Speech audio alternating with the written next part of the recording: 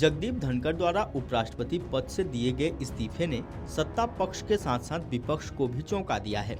इस इस्तीफे से एक तरफ तो सरकार की किरकिरी हुई है, वहीं विपक्ष को सरकार को घेरने के लिए चालू सत्र के दौरान एक नया हथियार मिल गया है। विपक्ष की आलोचना के बीच सरकार को इस सवाल से भी जूझना पड़ रहा है कि अब वह इस अति महत्वपूर्ण पद की जिम्मेदारी किसे सौंपे। राज्यसभा में सत्ता पक्ष के सांसदों की संख्या कम होने के कारण महत्वपूर्ण विधेयकों को पास कराने में उपराष्ट्रपति, जो राज्यसभा के पदेन सभापति भी होते हैं, उनकी भूमिका महत्वपूर्ण होती है। भाजपा इस समय अपने नए अध्यक्ष के चुनाव को लेकर फंसी हुई है।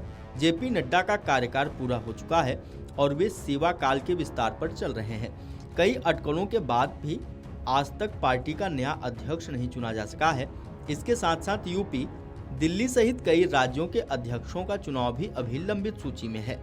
केंद्र सरकार और यूपी सरकार के मंत्रिमंडल के विस्तार की भी चर्चा हो रही है। मुख्यमंत्री योगी आदित्यनाथ की प्रधानमंत्री नरेंद्र मोदी, गृह मंत्री अमित शाह और रक्षा मंत्री राजनाथ सिंह से मुलाकात से इस बात की अटकलें तेज हुई हैं कि यूपी में भी बड़े बदलाव की बात चल रही है। योगी ने भाजपा के वर्तमान अध्यक्ष जेपी नड्डा से भी मुलाकात की है। इसके पहले यूपी के उप मुख्यमंत्री भी शीर्ष केंद्रीय नेतृत्व से मुलाकात कर चुके हैं।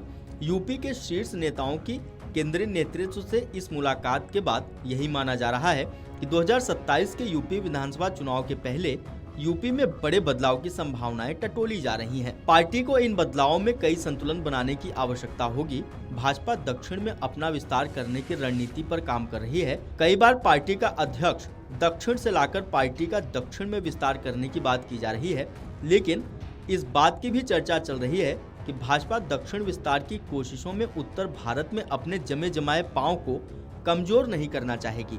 अटकलें हैं कि पार्टी का अध्यक्ष जो उत्तर भारत से ही बनाया जाएगा, जबकि दक्षिण को संतुलित करने के लिए अन्य पदों का उपयोग किया जा सकता है। अब पार्टी के पास उपराष्ट्रपति पद के रूप में दक्षिण को संतुलित करने का अवसर मिल गया है। केंद्र सरकार इस समय जदयू और टीडीपी जैसे सहयोगी दलों के साथ निर्भर है। ऐसे में सहयोगी दल भी सरकार में अपनी भूमिका बढ़ाने की महत्वाकांक्षा रख सकते हैं।